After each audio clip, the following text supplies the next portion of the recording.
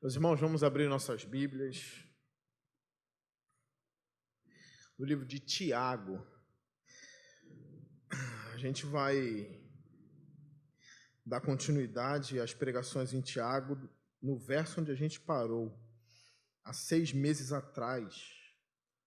6 meses ou há 5 meses atrás, a gente parou em Tiago, no capítulo 5, versículo 13. A última pregação em Tiago foi no verso 12, onde a gente pregou aqui sobre o que significa não jurar pelo céu, pela terra ou por qualquer outra coisa, né? O porquê a gente não pode jurar assim. Essa foi a última mensagem em Tiago. Ela está no YouTube também, no canal da igreja. Vamos ler? Tiago, capítulo 5, verso 13 ao 15. Diz assim: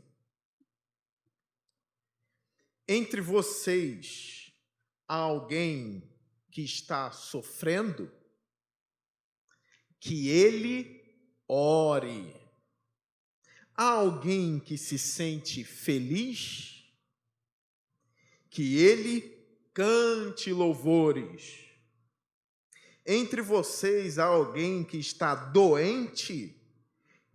Que ele mande chamar os presbíteros da igreja, para que estes orem sobre ele e unja com óleo em nome do Senhor. A oração feita com fé curará o doente. O Senhor o levantará, e se houver cometido pecados, ele será perdoado. Amém. Vamos orar ao Senhor.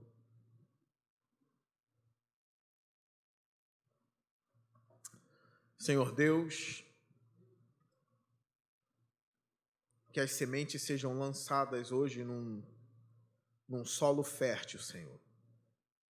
Que as aves não venham levar as sementes, que elas não venham cair entre os espinhos nem nas pedras, mas que ela caia em boa terra, Senhor, e que frutifique. Que a Tua palavra, Senhor Deus, faça efeito em nossas vidas, em nome de Jesus Cristo. Que os meus irmãos venham prestar atenção na palavra, que eles não se distraiam, mas que eles levem a sério esse momento em que a Tua palavra está diante deles. Em Cristo. Amém.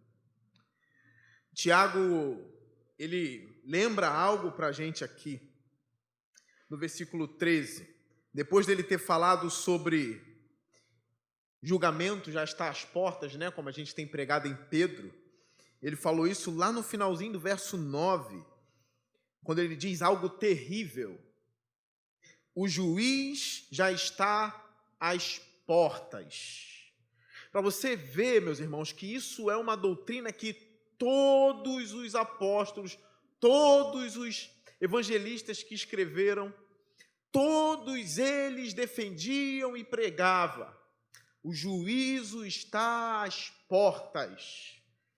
E Tiago, assim como Pedro, como Paulo, defendia isso. Então, ele discorreu sobre vários assuntos aqui, ele falou sobre a paciência de Jó, não é? A paciência, como muitos de vocês sabem, não é aquela capacidade de tolerar o chato. A paciência não é isso. A capacidade de aguentar o marido, a capacidade de aguentar a esposa, a capacidade de aguentar o filho, não é essa. Gente, não minimize o termo. Paciência é o que Jó teve.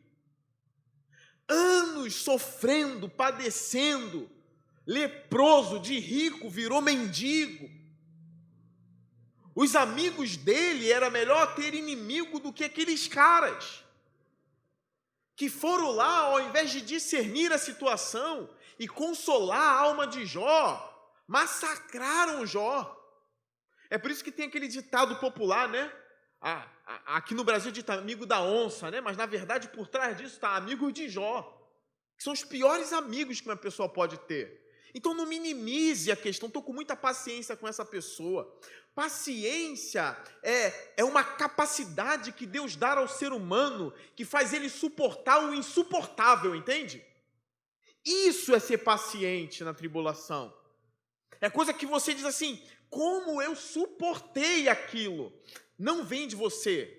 Eu vou repetir, a paciência é uma capacidade que Deus te dá de suportar o insuportável. É por isso que Jó é conhecido por ser um homem paciente. A paciência, ela pode ser traduzida também como perseverança. Perseverar. Está tudo dando errado. O vento está soprando. As suas pernas já tremem na caminhada. Você quer parar, você quer desistir, mas algo está acontecendo que faz com que o soldado continue marchando. E ele continua marchando e marchando e marchando. E as pernas doem, a fome vem, a sede vem, a tontura vem, mas o soldado não para.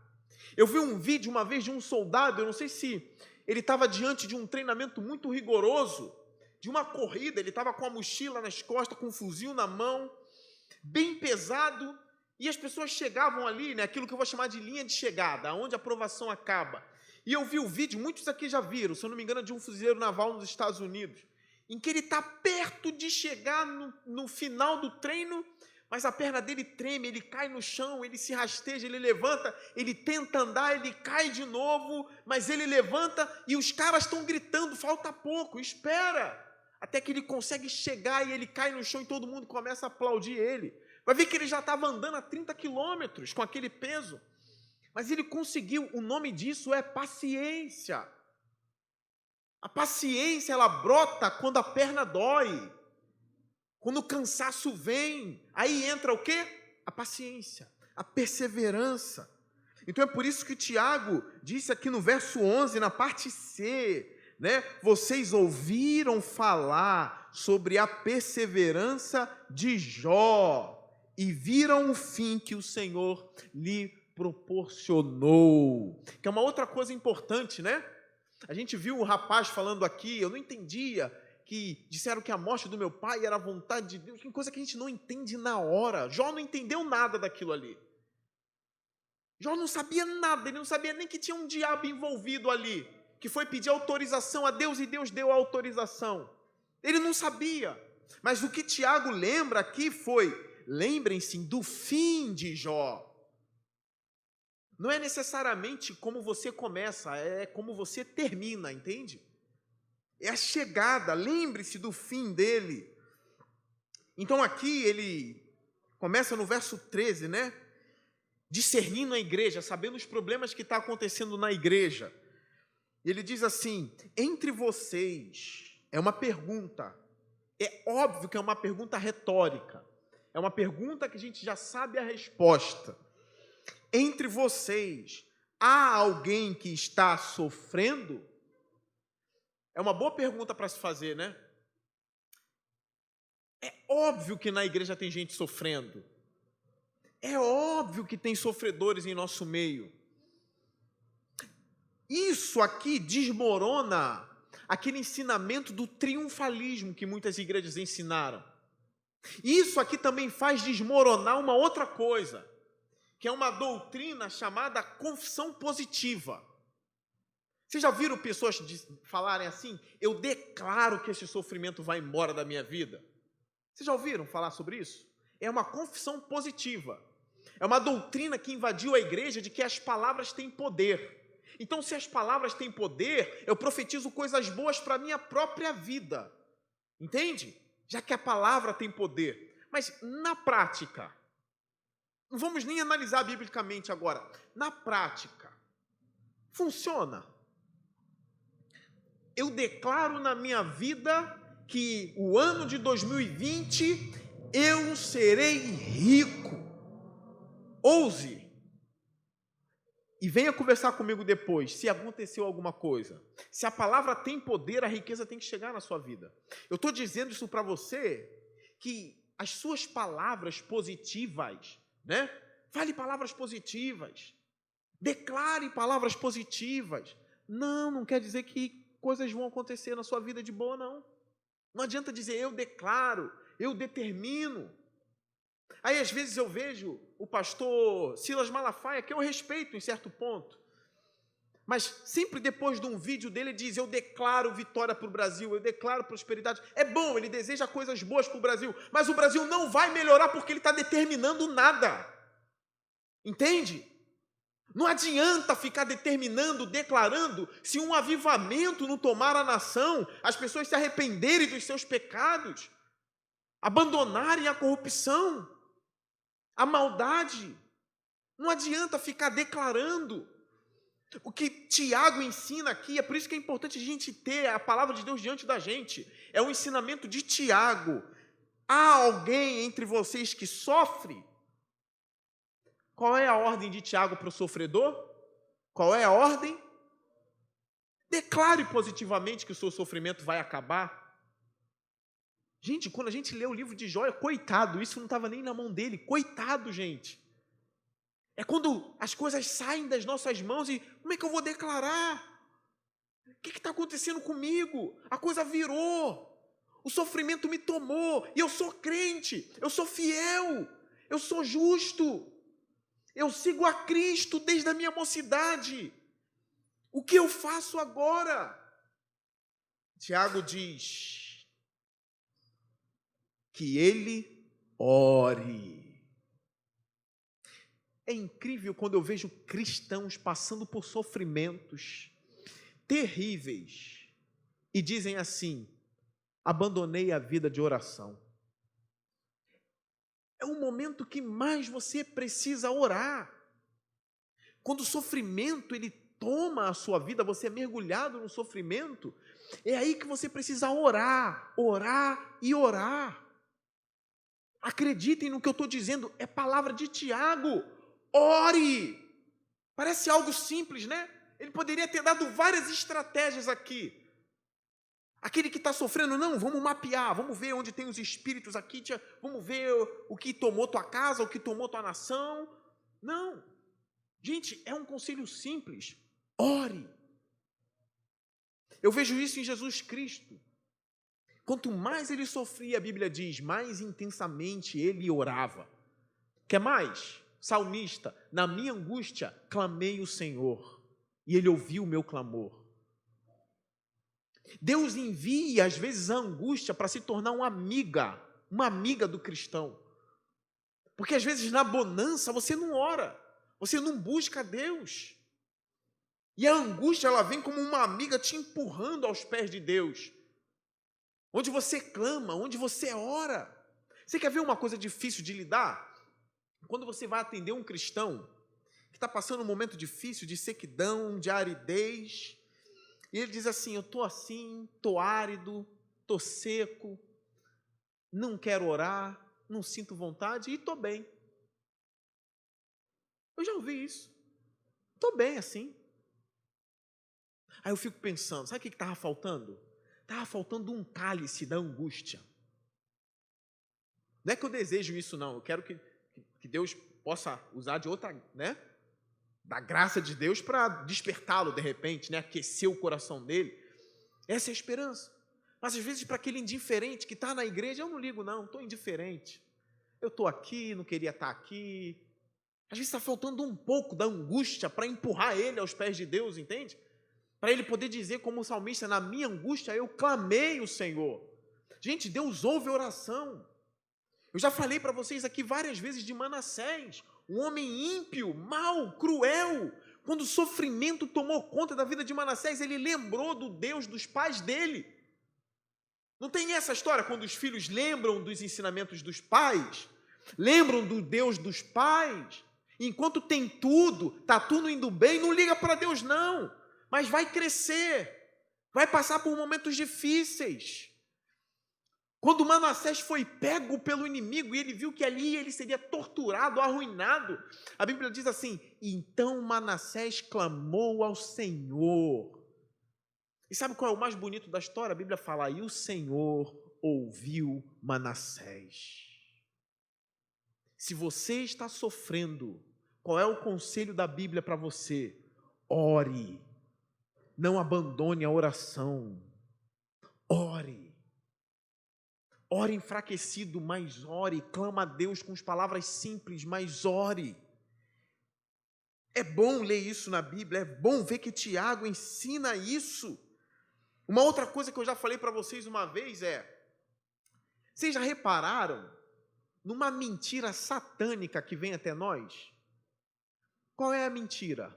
É impossível ter uma vida de oração.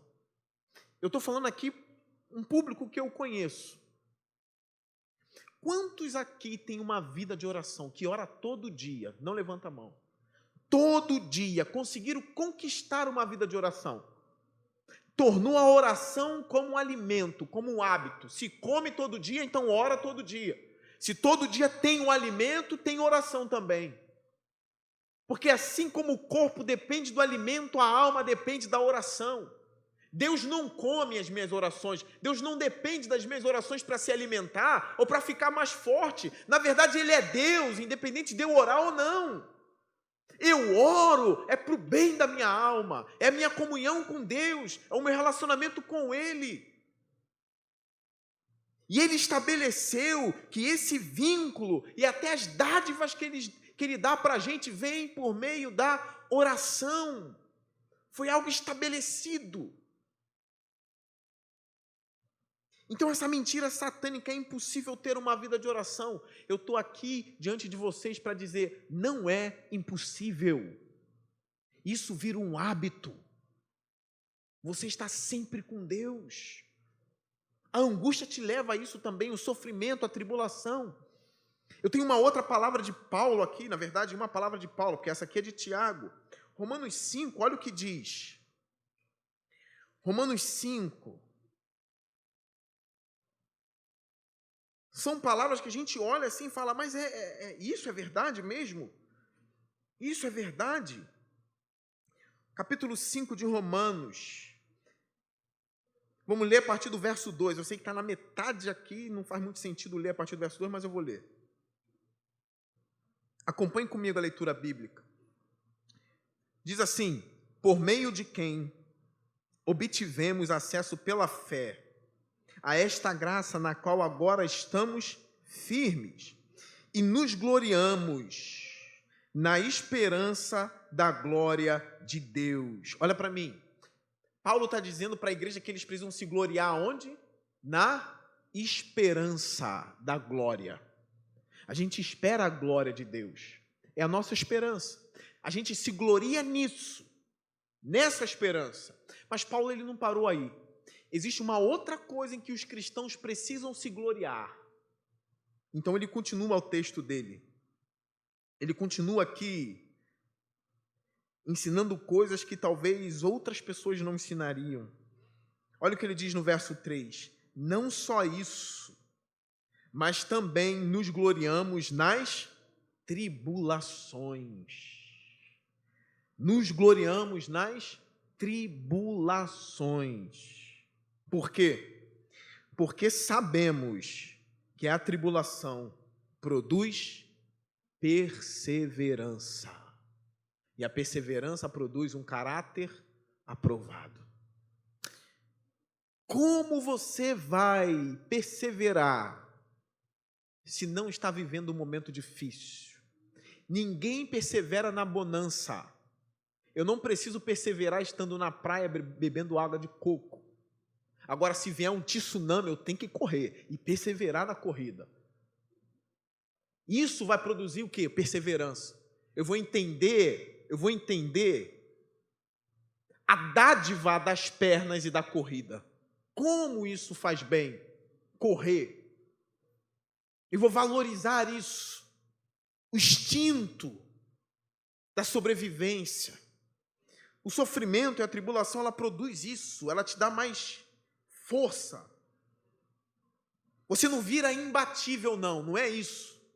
Mas você tem a casca mais grossa, entende? O couro é diferente dos outros.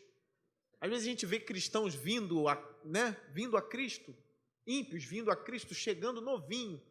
Você diz assim, meu Deus, tem uma longa estrada.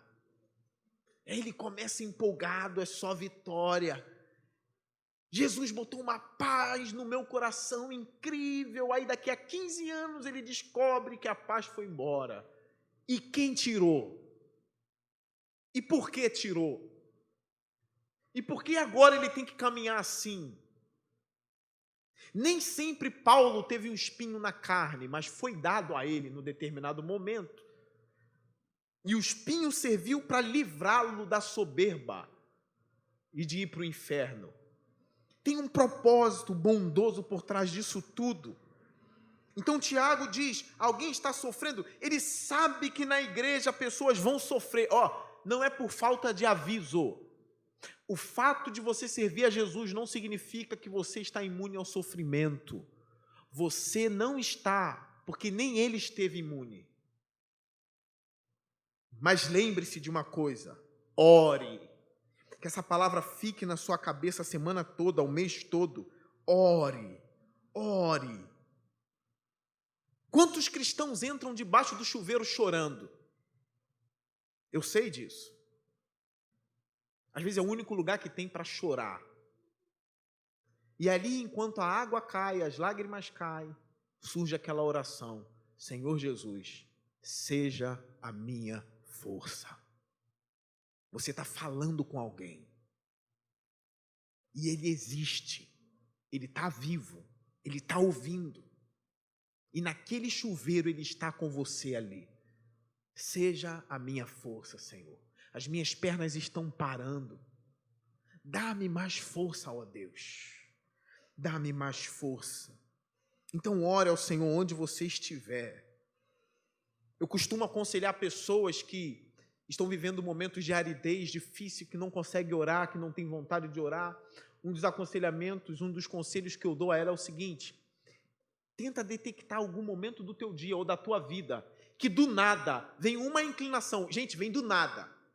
Às vezes você está sentado no sofá, está indiferente, mas vem do nada uma pequena inclinação à oração, do nada. O conselho que eu dou, não deixe passar. É nesse momento que você precisa clamar. Às vezes não volta mais naquele dia. É do nada, é uma pontada. É como se fosse o dedo de Deus te empurrando. Vai, é agora, ora. Aproveita esse impulso, é agora que eu vou clamar. Sai da sala, vai no banheiro rápido e clama. É o momento em que tu vê a aridez saindo. É como se Deus estivesse dando alguns escapes em meio ao deserto. É um maná em meio ao deserto. Entende? É uma inclinação, às vezes, pequena do coração a Deus. O que você faz? Aproveita. Aproveita. Ora. Não deixe passar esses momentos, porque a aridez vai vir no outro dia. E para o cristão caminhar na aridez e continuar sendo cristão, ele é casca grossa. Ele é casca grossa. Continua. Já vimos esse conselho de Tiago, é o primeiro. Ore. Grava isso. Agora ele faz uma outra pergunta à igreja, uma outra pergunta. Há alguém que se sente feliz? Agora a gente não pode tirar essa parte também. Gente, ser crente não é ser só sofrimento, não. Entende? Eu sei que parece que tem uns, meu Deus do céu, que parece que foram chamados para sofrer mesmo. Esse louvor que a gente cantou, né? Usa-me, usa-me. Como é que é? Como um farol que brilha à noite.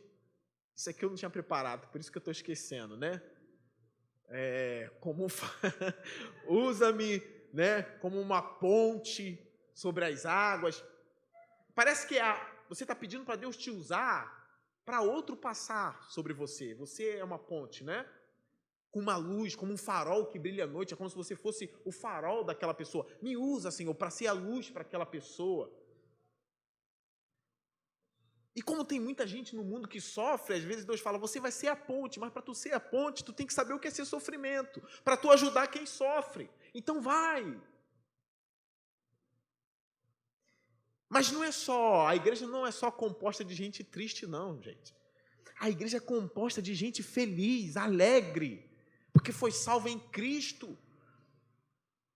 É alegria. Na verdade, todo cristão deveria buscar isso. Então, Tiago diz, há alguém que se sente feliz aqui hoje?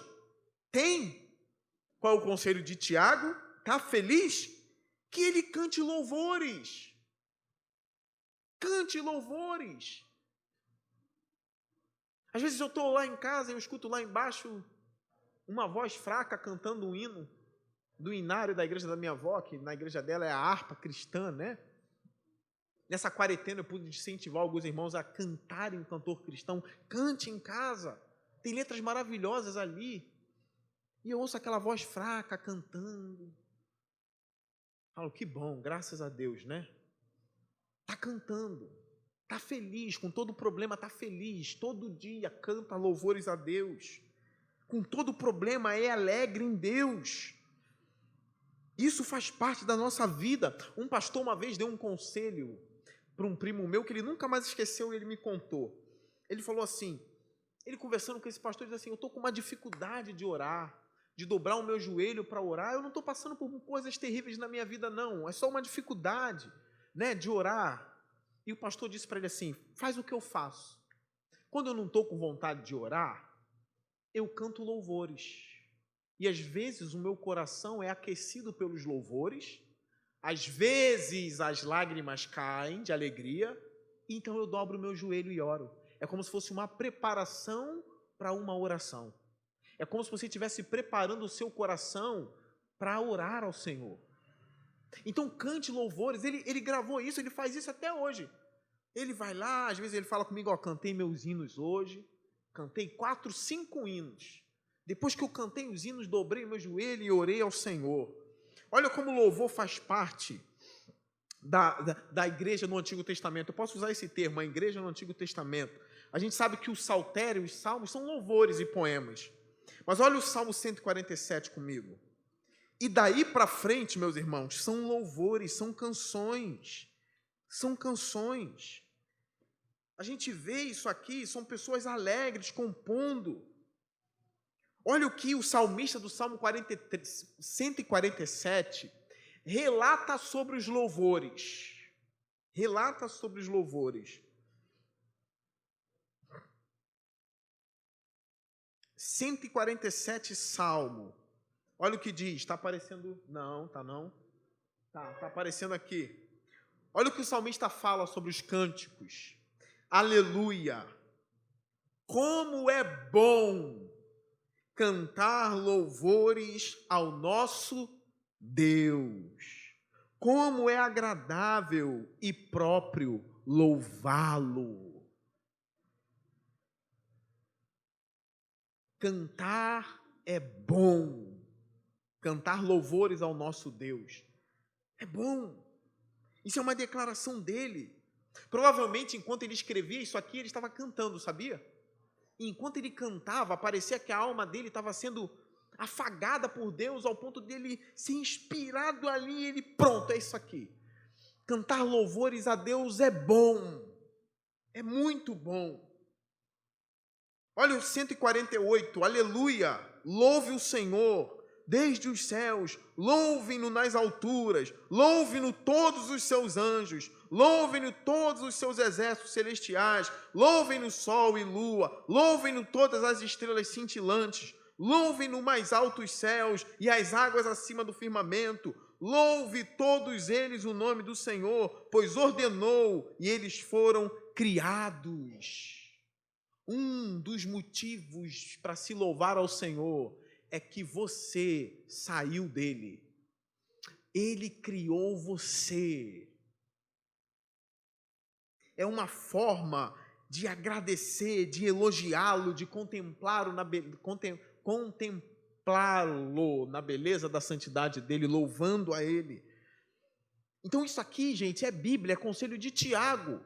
Você está feliz? Isso é bom, sabe por quê?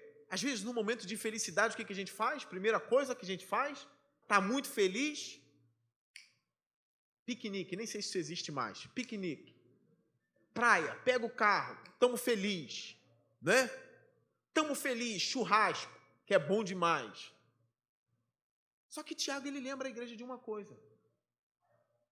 Provavelmente ele estava diante de uma igreja que sofria, ele disse isso no capítulo 1, a igreja sofria. Então, provavelmente, ele está combatendo a murmuração na igreja também. Aquele que está sofrendo, não murmure, ore. Está se sentindo feliz? Não faça outra coisa agora. Primeira coisa, cante louvores ao Senhor. É algo que a igreja precisa aprender, eu preciso aprender, você precisa aprender. Às vezes a gente é tomado por uma boa notícia, por uma felicidade, que a gente tem que fazer? Louvar o Senhor. Cante louvores. Isso é comunhão com Ele, é um relacionamento pessoal, é uma pessoa. Cante, louve ao Senhor. Mais uma vez, alguém que se sente feliz aqui? Cante louvores. Verso 14. Entre vocês, há alguém que está doente? A palavra no grego aqui para doente, ela pode significar também fraco, sem forças. É aquele doente que não consegue caminhar até a igreja. Não é aquele tipo de doença que tu consegue se locomover, mas é um doente que está paralisado. Ele é membro da igreja, entende? Ele não tem forças para caminhar. Essa é a ideia aqui. Então Tiago diz, alguém que esteja doente, que ele mande chamar os presbíteros da igreja. Olha, que ele mande chamar, é visita na casa daquele que não consegue sair. Entende? Que ele, e Tiago diz, ele mande chamar. Que também não dá para adivinhar quem está doente, quem não está doente, a não ser que as pessoas falem. Mas que ele mande chamar, venha na minha casa, está aberta. Aquele que está doente, aquele que está enfermo, que não tem força para caminhar à igreja. O que ele tem que fazer? É outro conselho de Tiago, chama os presbíteros. Repare, ele não manda chamar aqui qualquer um. Não estou dizendo que você é qualquer um. Mas os presbíteros, os pastores da igreja, eram pessoas íntegras. Eram pessoas que ele sabia que foram chamados para isso. Não eram fofoqueiros. Entende? Não tinha língua grande. Então não é qualquer um que eles iriam chamar. Mas chame quem? Os presbíteros da igreja, para que estes orem sobre ele e unjam com óleo em nome do Senhor. Olha, antes de falar disso aqui, da oração, da unção com óleo, eu quero falar sobre os presbíteros. Quem são os presbíteros?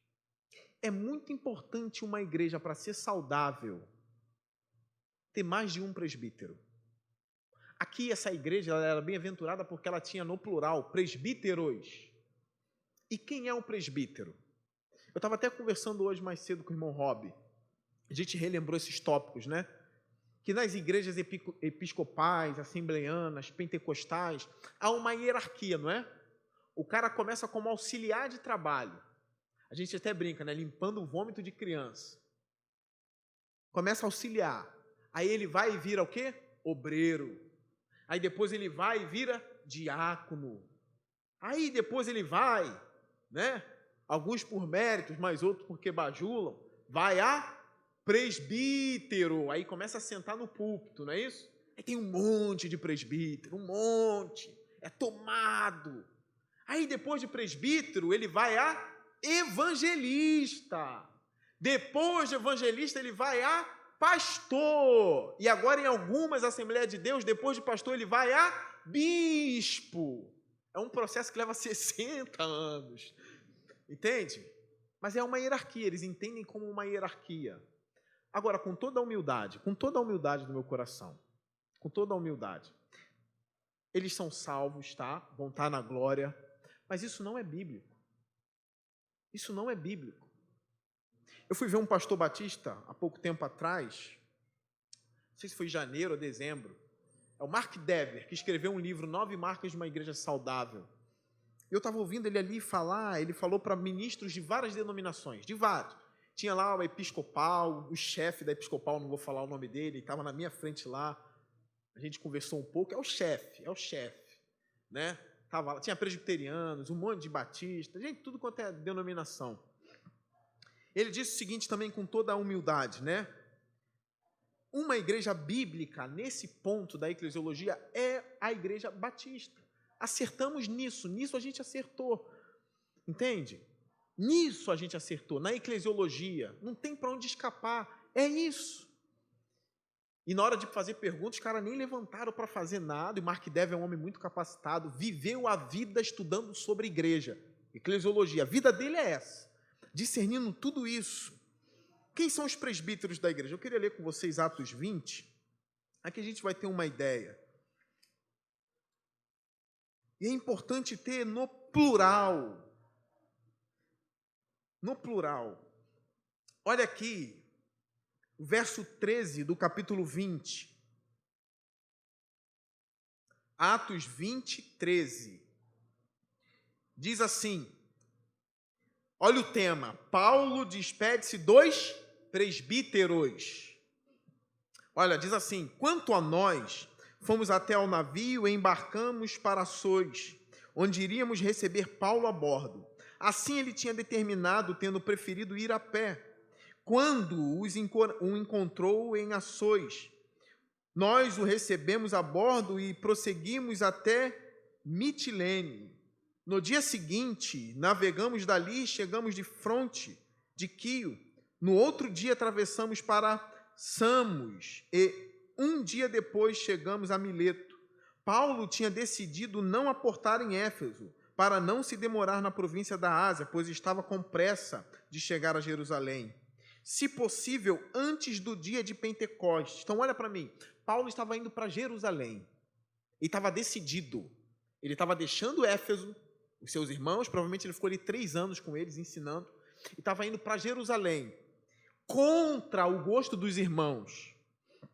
Aí agora no verso 17 diz assim, de Mileto, Paulo mandou chamar quem? Os presbíteros da igreja de Éfeso. Quem são os presbíteros? A gente tem uma ideia aqui, olha o verso 27. Olha o verso 27. Perdão, 25, verso 25.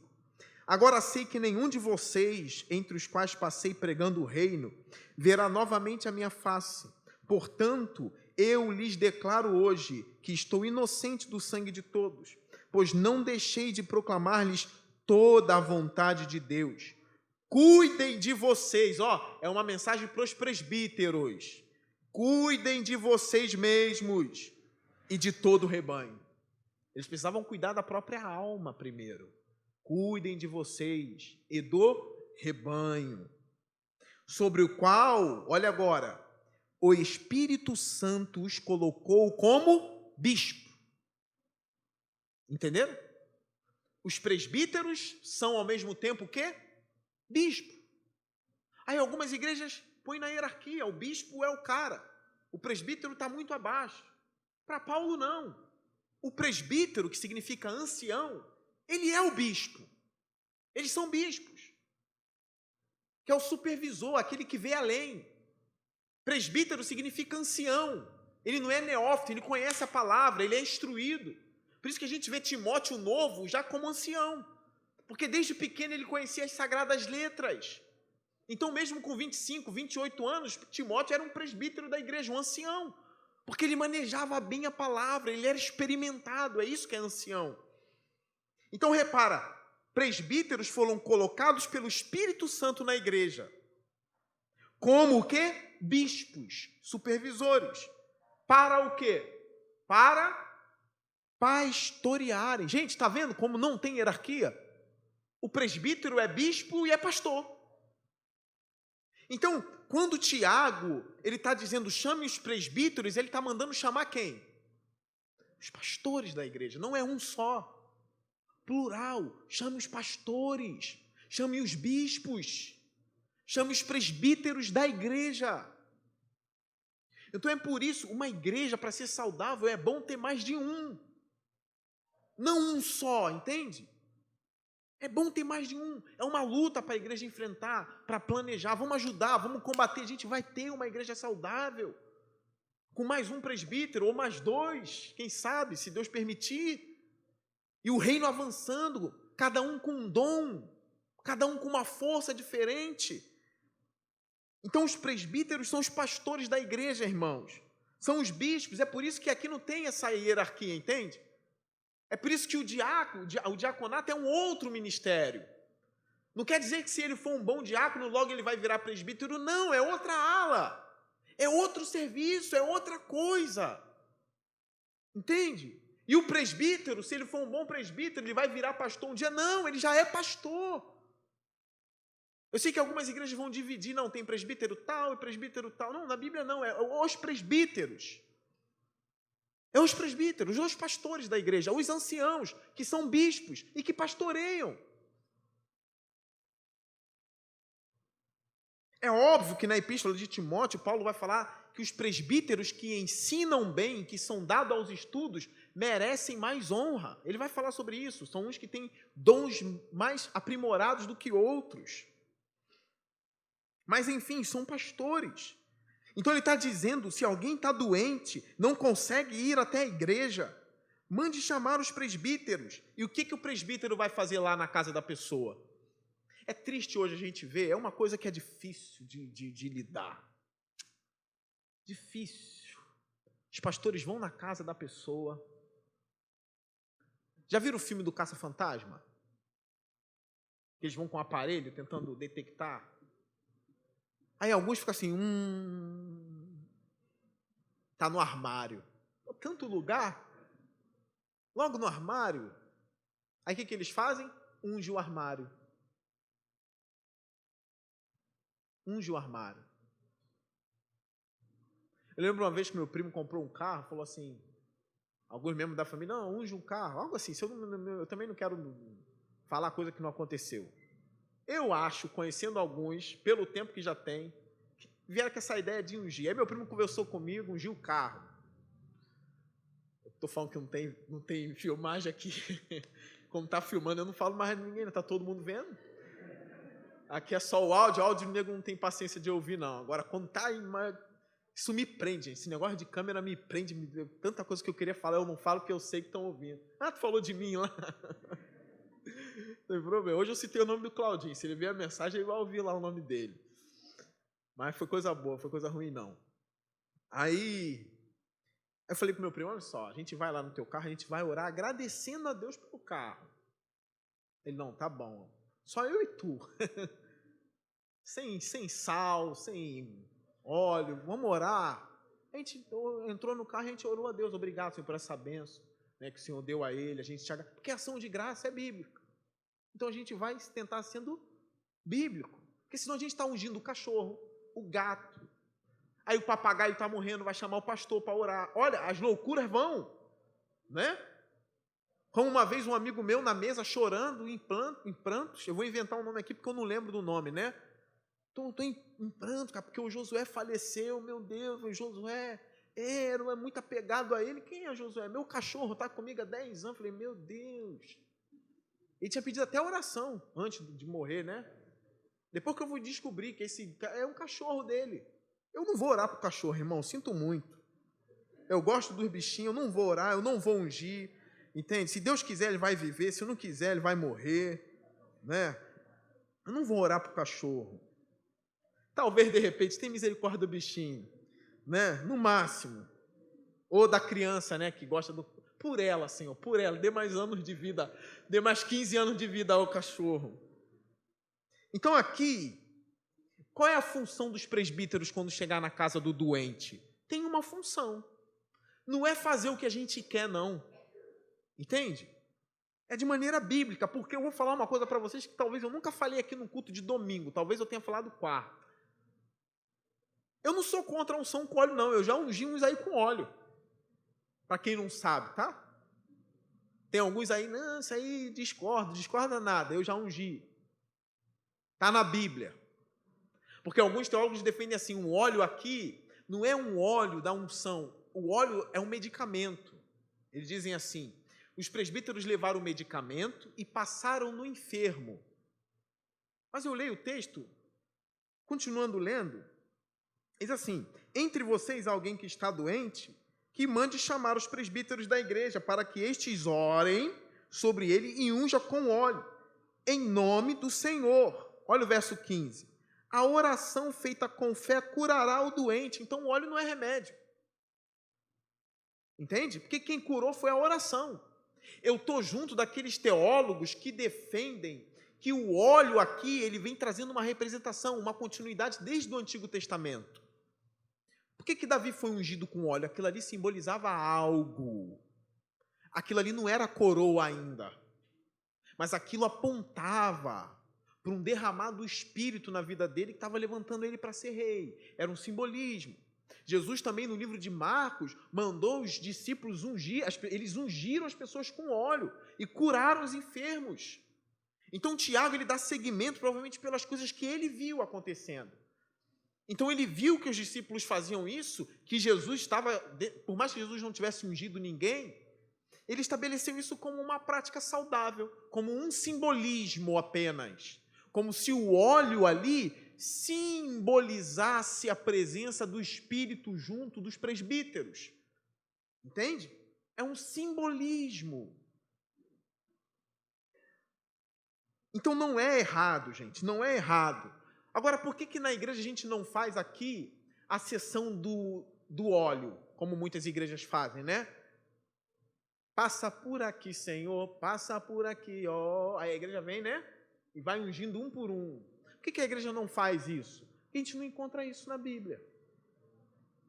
O que a gente encontra aqui é isso, é ir até aquele que está sofrendo, que está em casa.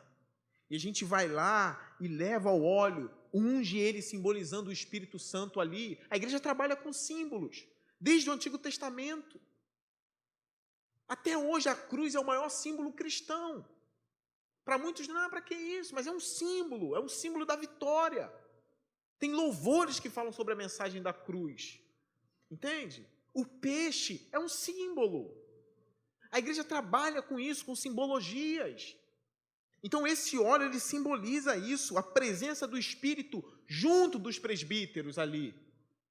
Então ele unge e ora. Os presbíteros ungem e também oram pelo doente. O texto diz assim, que mande chamar os presbíteros da igreja para que estes orem sobre ele e unja com óleo, olha agora, em nome do Senhor. Em nome do Senhor. Sempre em nome do Senhor, nunca em nosso nome. O Senhor aqui é Jesus, tá? Sempre em nome do Senhor Jesus. Aí o verso 15, a oração feita com fé. Aqui, alguns teólogos brigam nesse termo, porque eles acham, alguns teólogos analisando isso aqui, a oração da fé, ou com fé, para eles, é um outro tipo de fé. Não é aquela fé comum de todo crente. Alguns teólogos se debruçando nisso aqui e tendo o texto, Tiago dando a certeza da cura aqui, né? Porque ele diz, a oração feita com fé curará o doente. Então parece que Tiago está dando a certeza, né? Ele vai ser curado. Então alguns teólogos entendem que essa oração da fé é algo diferente, é algo a mais. É quando você sente que o Espírito Santo, ele te impulsionou com uma certeza tão grande que aquela pessoa vai ser curada, que você vai na ousadia e diz, você vai ser curado. E não é sempre que isso acontece. Então alguns chamam isso de oração da fé, ou o poder da fé, ou o dom da fé, como Paulo fala. E a gente já viu relatos sobre isso na história da igreja, né? O relato de um pastor que ele foi orar, se eu não me engano, é uma criança que estava doente, a mãe pediu, e quando ele foi orar, ele sentiu algo queimando o coração dele, dizendo, eu vou curar essa criança. E não era normal ele sentir isso, era um homem de fé, mas de sentir essa coisa, essa certeza que toma, entende? Ele sentiu algo, ele botou a mão, ele orou e falou, vai ser curado. E a criança foi curada. Agora, pede para explicar, diz, Deus não falou no meu ouvido. Eu sei que quando eu cheguei na presença daquela criança, eu senti algo ardendo no meu coração, uma certeza. Então, alguns dizem assim, isso é a oração da fé que ele fez, é algo especial. É por isso que Tiago crava aqui como algo certo. Pode ser, como não pode ser, tá bem? Alguns teólogos podem estar certos a respeito disso. Mas e nos casos em que a pessoa não é curada? Que os presbíteros visitam, os pastores visitam, aí eles vão dizer, não, porque essa oração, esse dom da fé não tomou o teu coração ali, não é? Mas eu sei que Deus pode agir uma fé do tamanho de um grão de mostarda também. É algo controverso, mas o que eu entendo aqui no texto é, tem oração e tem a fé. A gente tem que ir sabendo que Deus vai fazer o melhor pela pessoa, que a vontade de Deus vai ser feita ali. Essa é a nossa missão, gente, a nossa missão é ir. Agora, se Deus vai fazer ou não, é com Ele, entende? A gente foi, a gente fez, e deixa com Deus tudo isso. E para terminar a mensagem, ele diz: a oração feita com fé curará o doente, o Senhor o levantará, e se houver cometido pecados, ele será perdoado. A gente encerra aqui. O que isso significa? Se tiver cometido pecados, ele será perdoado. Vocês lembram de uma passagem da Bíblia? Que tinha uma pessoa, se eu não me engano, era um cego de nascença, que disseram assim: Senhor, quem pecou? Ele ou o pai dele? Vocês lembram disso? Aí Jesus, sabendo todas as coisas, assim: nem ele e nem o pai. Essa doença veio para que a glória de Deus se manifestasse. E o homem enxergou. Deus curou ele, Jesus curou aquele homem. Era um propósito, era para a glória de Deus se manifestar ali. Os propósitos insondáveis de Deus. Então os judeus tinham essa coisa, de que às vezes alguns pecados vinham na pessoa por causa, algumas doenças vinham por causa de pecados. Tem base bíblica para isso? Alguns vão dizer, não, mas tem. Tem base bíblica. Vocês lembram de Geazi? Eliseu não queria o dinheiro de Naamã, do comandante que foi curado da lepra. Ele trouxe o dinheiro, recebe. Eliseu disse, eu não quero nada, não quero, pode ir embora. Aí Geazi, é o moço do profeta, tentando enganar o profeta, correu atrás do comandante e disse assim, Eliseu mudou de ideia. Ele quer os ouros, quer a prata. Aí o comandante foi e deu tudo a ele. Ele escondeu. Quando ele chegou perto de Eliseu, Eliseu diz, Geazi, onde você foi? Ele tentou dar uma desculpa ali, isso está em 2 Reis, capítulo 5, quem quiser ler. Tentou dar uma desculpa, Eliseu disse, por acaso meu espírito não estava contigo, Geazi? Por causa disso, ou seja, desse pecado, você ficará leproso. A lepra de Naamã passará para você. Foi por causa do pecado. Tem base bíblica para isso. Pessoas que adoeceram por causa de pecado. Miriam adoeceu por causa de pecado, só foi curada pela oração de Moisés. Ela ficou leprosa na hora. Por causa de pecado, de rebelião. Moisés intercedeu, ela ficou curada. Algumas pessoas são acometidas dessas disciplinas ou dessas doenças por causa de pecados. Tem base bíblica para isso.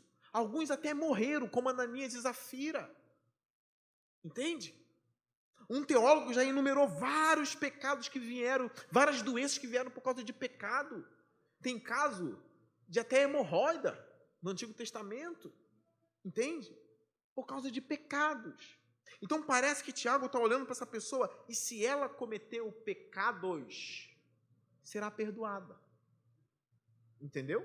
Ela vai ser curada e vai ser perdoada. A gente sabe do salmista que diz, enquanto eu escondi os meus pecados, os meus ossos, sofriam dentro de mim. Talvez sentia até dor no corpo, enfermidade por causa disso. De pecados ocultos e escondidos de Deus. Tem diversas coisas em relação a isso. Mas isso serve também como uma lição para a gente, irmãos. A gente precisa vigiar. Vigiar. Para não ficar aprontando. A disciplina do Senhor vem. A Bíblia fala assim, considerem a bondade e a severidade de Deus também. Eu tenho que pregar isso para vocês. Eu não posso mentir para vocês. Eu não posso dizer, considerem só a bondade do Senhor, porque eu estou mentindo, eu estou enganando vocês. Eu estou lançando vocês numa armadilha terrível. Considere a severidade de Deus também. Ele é bondoso, mas Ele é severo. Ele não pode contemplar o mal. Então, cuidado. O pecado, ele machuca as pessoas, ele machuca as pessoas que você ama, ele machuca os outros. Por causa de pecado, bebês estão sendo mortos, mulheres estupradas e tudo. Deus odeia isso. Então, é para se consertar, porque alguns sim adoecem por causa disso. Alguns teólogos entendem ali que em 1 Coríntios 11, alguns estavam adoecendo porque estavam comendo a ceia do Senhor indignamente. É considerar isso também. Sabendo quem é o nosso Deus. Isso é bom para a gente olhar. E também tem um coração humilde, como a daquele salmista que diz assim, foi bom, Senhor, eu ter sido disciplinado. Foi bom, somente um homem de coração humilde fala isso. Ele reconheceu que ele estava no erro e foi disciplinado por Deus. Ali ele diz, foi bom o Senhor ter me disciplinado. Porque quando se trata de um filho de Deus, é sempre para o bem, entende? Então, fica essa lição para a gente aqui. Isso pode acontecer, né? Agora, não é todo cristão que adoece, que você tem que dizer, é pecado. Não é isso também. Não é. Porque Jó está aí para provar que não é. Timóteo estava doente de úlcera. Paulo teve que mandar ele tomar vinho, um bocado de vinho, cuidado, um pouco de vinho, para as frequentes enfermidades no estômago. Ele diz assim, deixei Trófimo doente em Mileto. A doença vem para todo mundo. Mas parece que tem coisas que vêm especificamente por causa de pecados. Que isso venha a aumentar o nosso temor a Deus também. Mas mesmo assim, com a intercessão da igreja, dos presbíteros, a pessoa aqui que Tiago está dizendo, ela é curada e o pecado é perdoado. Eu quero terminar com vocês lembrando, quando ele levaram aquele paralítico para Jesus, lembra? Aquele coxo, os amigos levaram ele para ele ser curado, colocaram ele diante de Jesus. Foi um sacrifício terrível, abriram, tiraram o telhado, desceram com ele. O que Jesus disse para ele? Homem, seus pecados estão perdoados. Que é o mais importante para a gente. Mas ele continuou paralítico. Aí acharam aquilo um absurdo. Como ele diz que pecado, só Deus perdoa pecados. Ele diz, para que vocês saibam que o Filho do Homem tem poder para perdoar pecados, eu digo a este homem, levante, toma sua cama e anda. Ali a gente vê claramente a figura de um homem doente por uma enfermidade e doente na alma por pecados. Jesus sarou a alma e o corpo. Ele tem esse poder. Ele sara a nossa alma dos nossos pecados e Ele cura até o dia de hoje também. Então que a gente venha ter fé e confiar que no poder da oração, a intercessão dos santos aqui vivos, da igreja, né? Deus cura sim e perdoa pecados também. Tem esperança para a gente, tem esperança para você. Talvez você entrou aqui hoje lutando contra pecados. Talvez a tua vida está até boa. Você é até estranho, eu estou pecando, mas está tudo bem. Mas cuidado, talvez Deus te chamou aqui nessa noite para te alertar. Cuidado, cuidado. Se arrependa, cuidado. E se você já entrou aqui totalmente quebrado, a boa notícia para você é, o meu Senhor, Ele tem poder para te curar e perdoar os seus pecados. E você ficar branco como a lã. Que a gente creia nisso, e que a gente venha crescer nisso. Que Deus nos abençoe, que a gente continue com essas exposições e aprendendo mais sobre a palavra de Deus. Que isso sirva para santificar mais a nossa igreja também, santificar mais a gente, para que a gente ande com alegria diante de Deus. Quero orar por você, curve sua cabeça.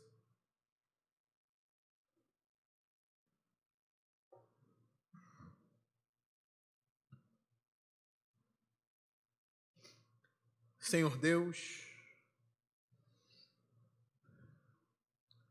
o meu desejo, a minha oração nessa noite é que a tua bênção caia sobre nós. Que o teu Espírito esteja conosco aqui, Senhor. O teu Espírito é santo.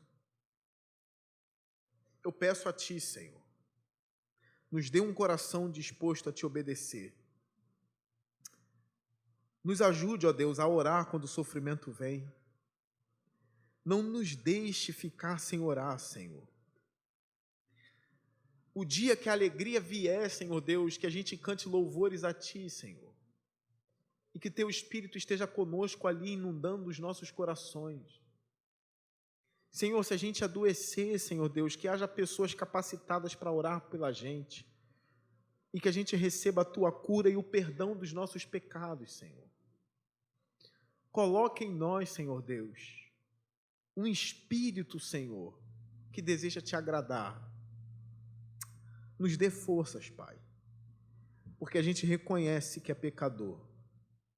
A gente reconhece, Senhor Deus, que não pode fazer nada sem ti, Pai. A gente é tão falho, tão pequeno, Senhor.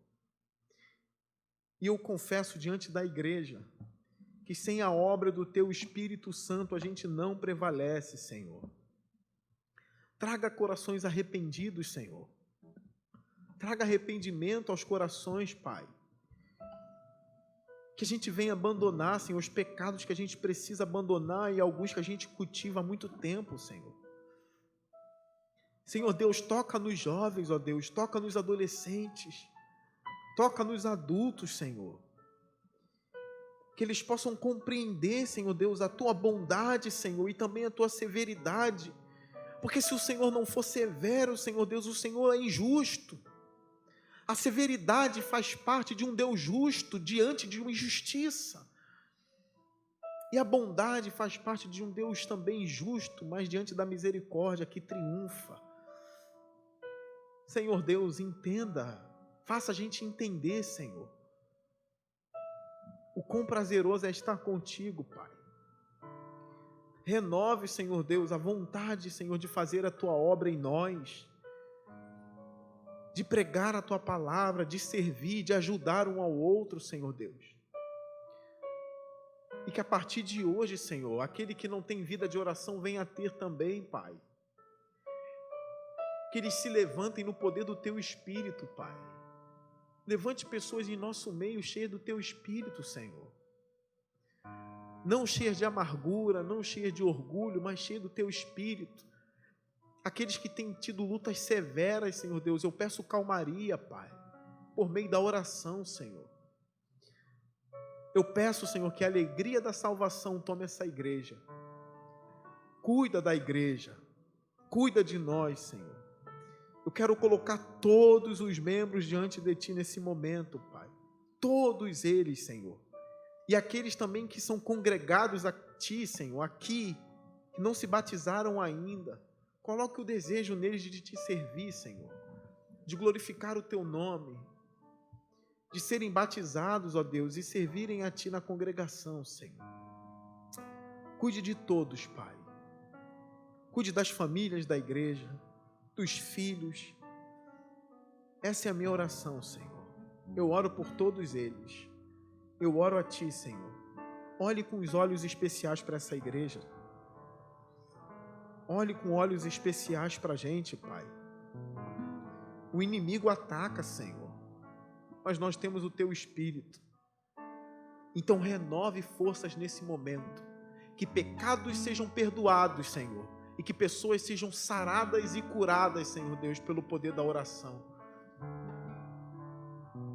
Que o abatido se levante, Senhor, pelo poder do Teu Espírito, Pai. E que a gente vá para a nossa casa, Senhor Deus, mais alegres porque estivemos na Tua presença. Cuide de nós. Cuide de nós. Para aquela esposa que clama pelo marido que não te serve, alcance ele em nome de Jesus Cristo, Pai. E traga-o aqui, Senhor. Traga-o aqui, perdoado e purificado. Em nome de Jesus. Amém.